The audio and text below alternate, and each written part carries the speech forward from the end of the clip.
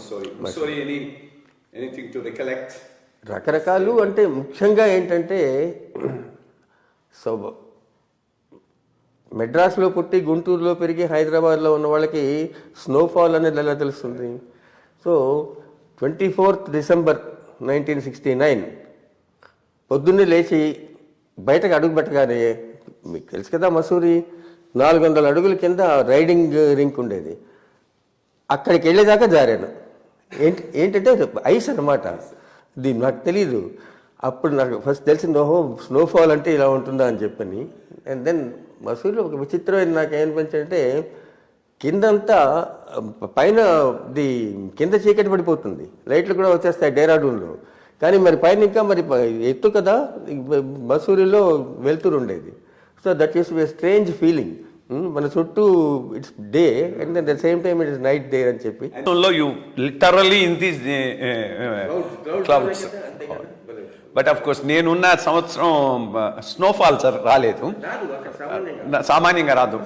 So some are lucky to see it. మీ టైంలో వచ్చింది, దట్స్ ట్రూ. సో అక్కడి నుంచి ట్రైనింగ్ ఎక్కడ వచ్చారు సార్? కృష్ణా జిల్లా.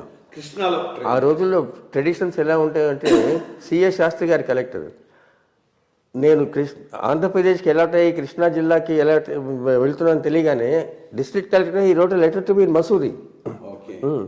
My dear Mohan, you will be very welcome here, will look after you, I look forward to see. ఎంత బాగుంటుందో చూస్తే, అసలు భయపడుతూ వెళ్తాం కదా ఎవరు.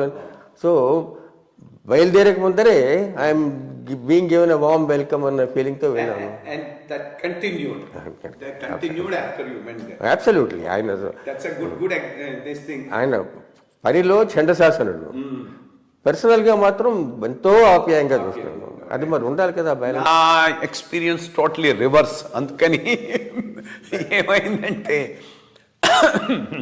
ఏదో గ్రేట్ ఎక్స్పెక్టేషన్స్తో నేను ట్రైనింగ్ జిల్లాలో ల్యాండ్ అయ్యి, అది హైదరాబాద్లో బస్ ఎక్కి వరంగల్లో బస్సు దిగి, ఏదో వెహికల్ వచ్చి నన్ను తీసుకుపోతుందంటే వెహికల్ రాలేదు, ఏమీ రాలేదు.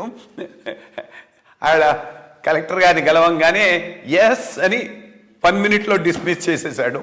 డిఆర్ఓ ఆయన స్కూటర్ మీద తీసుకుపోయి నన్ను గెస్ట్ హౌస్లో కూర్చోబెట్టాడు.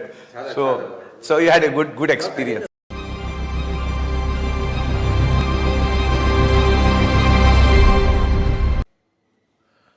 అందరికీ నమస్కారం.